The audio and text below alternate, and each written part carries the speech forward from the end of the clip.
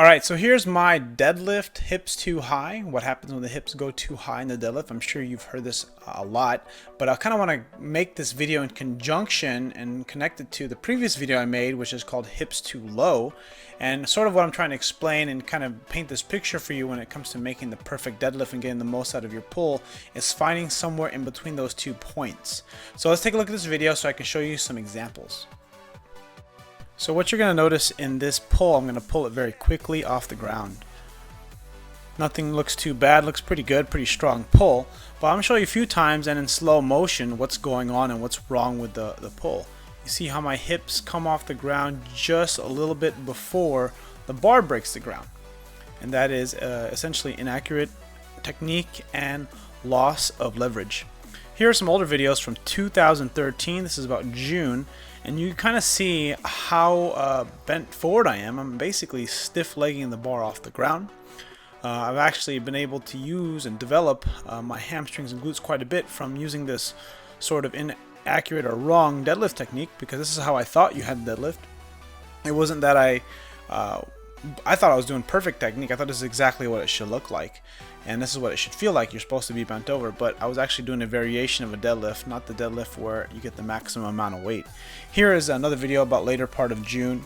You can see 315 here. My spine is in neutral. Maybe my shoulder's just a little bit in front of the bar, but overall it looks pretty good. The technique is really solid. Form is solid. And then you're going to see the weight go up a little bit heavier. And you're going to see my hips start to come off a little sooner off the ground. A lot of this has to do with lots of different things. One for sure is getting fatigued.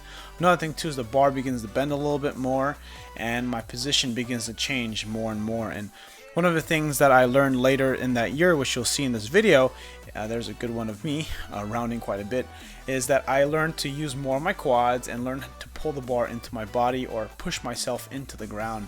And there you go, the tipping of the tipping the body forward. That's basically one of the first things you'll see when the hips come too quickly off the ground, or I should say the hips come up too soon. You don't necessarily even have to say that even. You can just look at the shoulders, and at a heavy deadlift, if the shoulders tip forward just a little bit, that essentially means that the hips came up a little too quickly because the shoulders tipped forward, simply because of the positioning of the bar. The weight is so heavy and the bar's got to stay over the midfoot. You can see here's a 445 PR from August 2013 of last year, and you can see how much of it tipping forward there is. Lots of rounding because I'm pulling the bar, not pushing through the ground.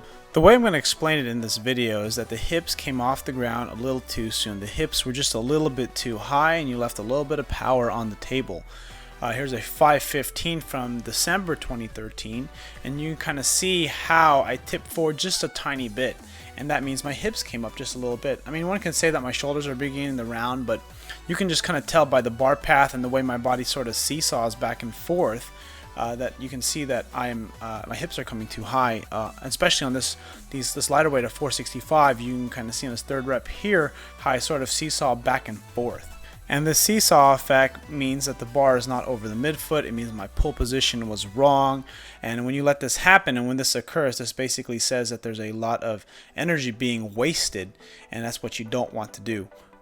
So what I'm going to show you next is a perfect deadlift or perfect pull. This is the ideal pull position for my body, and you can kind of see how I rock back and forth. And what I'm doing is I'm just trying to find the right spot for my hips, lower back, hamstrings, and glutes to pull the bar perfectly off the ground without any loss in energy. Let's watch that again. Or what I should really say is wasted energy. You can kind of see this rocking, and as I rock you'll see my hamstrings or my lower back actually get into a little bit better position. My hip angle improves, and there you see it right there. And then I push through my legs and just barely scrape the front of my knees as I pick up the bar. So this rocking back and forth I got from Mike to share.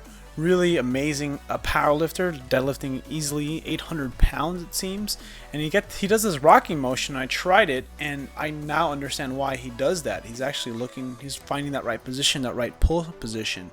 That way you're getting just enough quads before loading the posterior chain. In closing, what I wanted to end with in this video was talking about what you should do when trying to get the perfect deadlift is that you want to get as much of an efficient bar path as possible, not wasting any energy.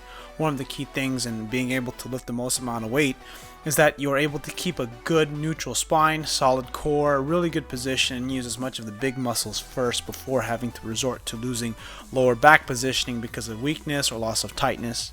And eventually what you'll learn is you'll start to be able to accelerate the bar faster and faster off the ground. For each and every individual, the position will be a little bit different and will vary from person to person as far as finding out where your hips need to be, where your shoulder position needs to be, and as well as knowing kind of like your positioning, what you should feel, what feels right, what feels easy, what feels hard, what feels off. And it takes a lot of time. I like to always use the riding a motorcycle as a really good example, because you don't tell someone how much to pull the throttle. It's really all by feel. You can't really say, oh, quarter turn, half turn. You can, but once you're on the highway and you're making turns and you're trying to make a really sharp turn, it's all based on feel. There's a lot of kind of flight or fight mechanisms that allow you to dig into your experience, that allows you to essentially just do the right thing to get the right turn, or in this case, the right deadlift bar path or pull position. Alright, so in my next video I'm going to be talking about how to get into the ideal pull position, how you should mobilize if you're having trouble keeping neutral spine, and learning how to feel the right sensations when you're trying to get this perfect pull. A lot of the time pulling slower will be a lot better for a lot of beginners, and it's actually better to pull slower when you are trying to adjust your technique to fix your bar path as you get stronger, because as you get stronger, technique will change a little bit and positioning will change a little bit, and you'll realize that the way you were pulling before is not going to work as you get head higher into the heavier weights. As I'm learning, as I start to cross this kind of 530 barrier, I mean, I've deadlifted 573 in competition, but I have a lot of error between 573 and 525. So I'm going to talk about kind of like what I'm going to be working on, as well as kind of what you should work on if you want to get in a better position to get the most amount of leverage from your own body, and also of course what you should feel, because that's kind of the hardest thing, is describing the right sensations and the right feelings as the bar passes your knees or as the bar breaks the ground, and just kind of basically closing this 3-part series and getting more stuff out there, so that way you guys can deadlift more weight and get the most out of it. And if you have any questions, leave a comment below, leave a like if you haven't already, I'd appreciate it, and share this video with someone you think that this would help. Alright, see you guys.